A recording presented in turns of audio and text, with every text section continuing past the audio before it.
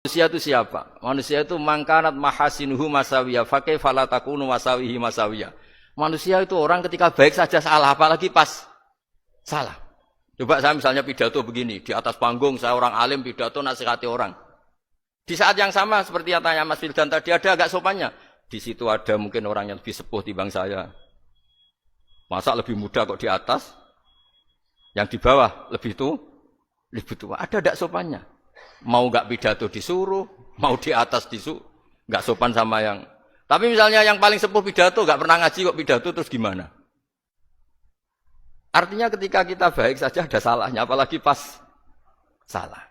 Sebab itu ajaran Rasulullah itu suruh berdoa Rabbana dzalamna anfusana. Sebelum minta itu merasa ya Allah kita ini mendolimi diri kita sendiri. Karena dalam pilihan-pilihan itu pasti ada salahnya. Coba misalnya Anda bangun masjid habis 2 miliar.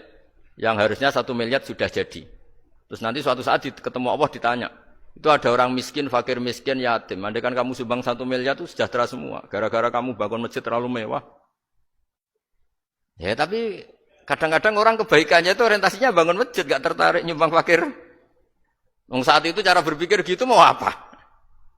Tapi kalau dia mau luhur manusia terbaik karena bangun masjid 2 miliar. Coba diaudit secara kepentingan syar'i. Penting mana dengan ngasih makan fakir miskin? Penting mana dengan menikahkan janda misalnya?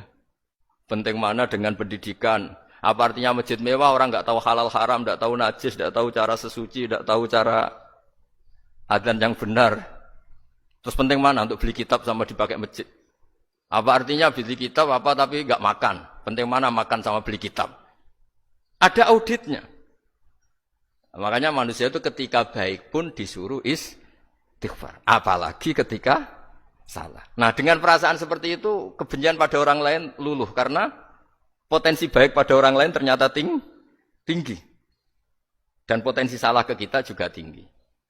Nah dilatih gitu. Jadi di Ihya itu ada kitab tawaduk. Kitab tawaduk itu dilatih. Ketemu orang tua.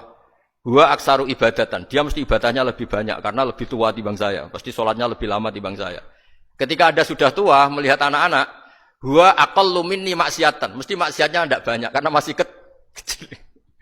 Terus ketika melihat orang fasik maksiat, la'alla wa yatubu alaih fa inna wa tawwabur rahim. Mungkin Allah memberi tobat bisa saja. Umar itu ingin bunuh Nabi, tapi Allah memberi tobat. Yang sowan kiai saja tidak mesti dapat tobat. Umar ingin bunuh Nabi, tapi Allah memberi tobat. Akhirnya ya tobat jadi Islam yang baik. Dalam sejarah Wali Songo Kalijogo sowan Sunan Bonang itu ingin garong. Tapi malah jadi muridnya jadi wali. Kalau Allah sudah menghendaki tidak ada ya. Perang Uhud orang Islam kalah itu karena panglimanya siapa? Khalid bin Walid. Tapi dia malah yang dapat hidayah. Nah sama orang yang sekarang Anda benci bisa saja Allah merencanakan ada apa?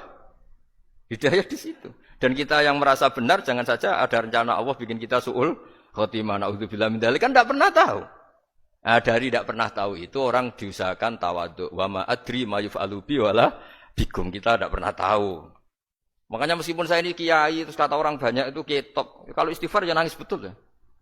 Cuma kan enggak perlu di depan umum. Nanti ada penampilan kan ribet kan nanti. Sudah nangis enggak ikhlas, enggak mutu.